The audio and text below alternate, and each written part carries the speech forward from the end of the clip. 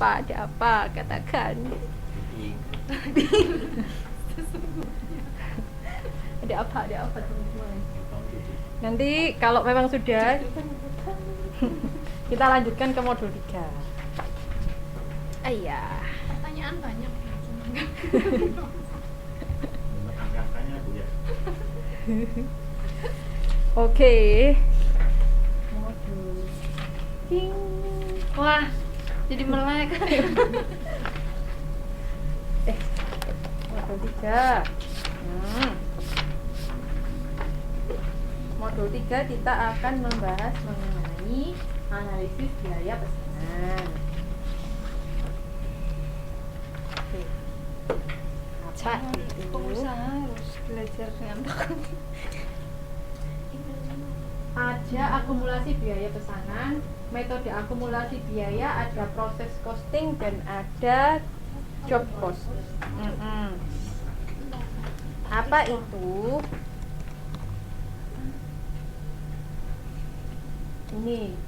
Ini adalah karakteristik job order costing, diterapkan oleh perusahaan yang memproduksi barang atau jasa berdasarkan pesanan. Karakteristiknya bervariasi sesuai dengan pesanan. Kemudian biaya diakumulasi per pesanan. Biaya per unit sama dengan total biaya pesanan dibagi jumlah unit yang diproduksi. Kemudian komponen biaya, ada biaya langsung dan ada biaya tidak langsung, yang mereka ini terdiri dari bahan baku, tenaga kerja, dan overhead. Dan setiap pesanan harus dibuat kartu pesanan, jadi memproduksinya sesuai dengan pesanan. Nah, kalau biasanya kan ada yang mereka memproduksi saja, nanti ditaruh di gudang, kalau ada yang pesan baru dikasih. Nah, kalau job order costing beda lagi, nunggu pesanan dulu baru dibikin. Betul. Jajan, ini ceritanya.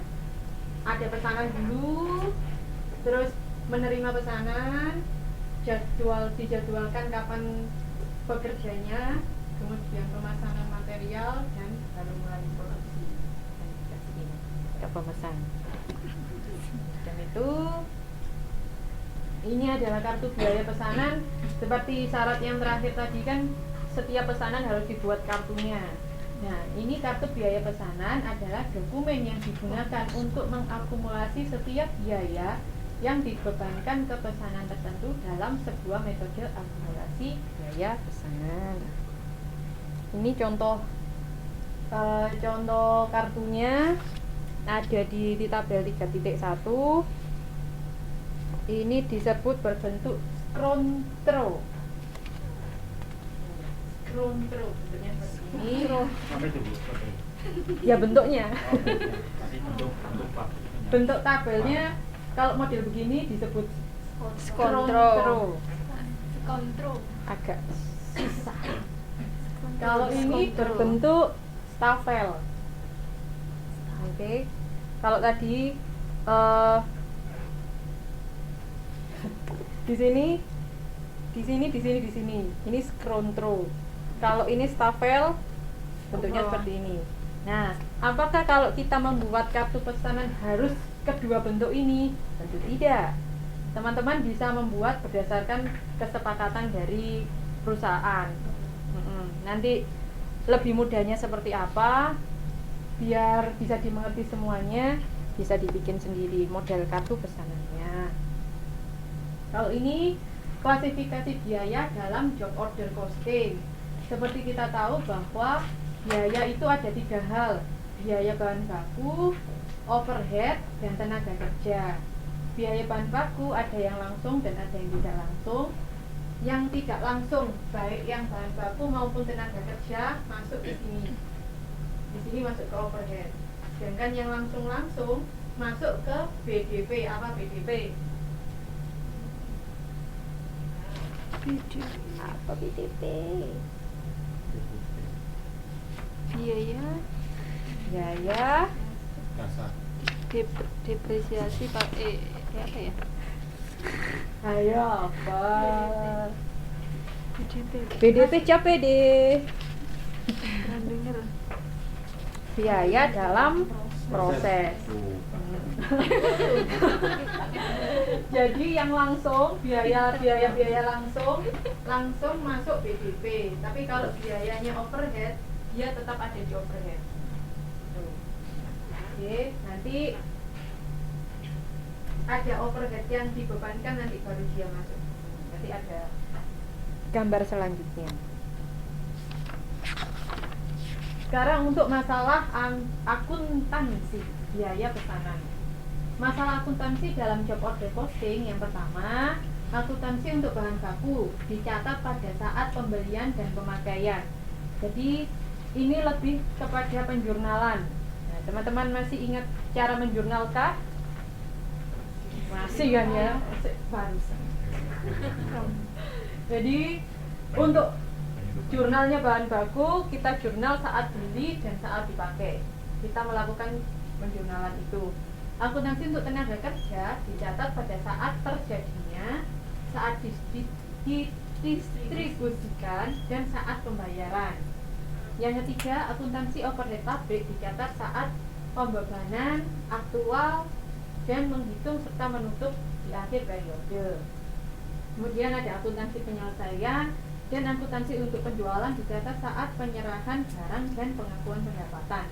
Jadi ini berkaitan dengan jurnal pada saat kita melaksanakan pesanan. Oke. Ilustrasinya. Ayo kita buka buku lagi. Di halaman 3.12 di situ ada ilustrasi 1. PTX. Jadi kita lihat transaksinya dan kita juga akan lihat jurnalnya. Jurnalnya ada di halaman 3.14 tabel 33. Oke. Transaksi yang pertama. Oh, ini dulu. PTX menerima 3 pesanan, yaitu job 74, 75 dan 76. Saldo awal bahan baku adalah 100.000. Untuk mengerjakannya ada transaksi-transaksi sebagai berikut. Yang pertama, dibeli material secara kredit 25 juta. Jurnalnya apa? Pembelian bahan baku secara kredit. Berarti sediaan bahan baku pada utang usaha 25 juta. Sambil dilihat jurnal di halaman 314 ya. Oke, transaksi 1 mencatat pembelian bahan baku secara kredit. Bahan bakunya di debit, utang usaha di kredit 25 juta. Kemudian material dipakai seharga 37 juta, terdiri dari 31 bahan langsung dan 30 tidak langsung. Dari yang langsung 74, untuk job 74 adalah 2,5 10 juta, 75 2407 juta, dan 76 44 20. Bagaimana cara mencatatnya? Ada di tanggal 2. Di jurnal tanggal 2 ada biaya overhead aktual, kemudian ada biaya barang dalam proses pada job 74, 75 dan 76. Karena kan tadi totalnya ada 37. Yang 31 langsung, yang 6 juta tidak langsung. Yang tidak langsung masuk overhead, yang langsung masuk BDP, barang dalam proses, bukan biaya dalam proses ternyata. Ayo. Mana tadi?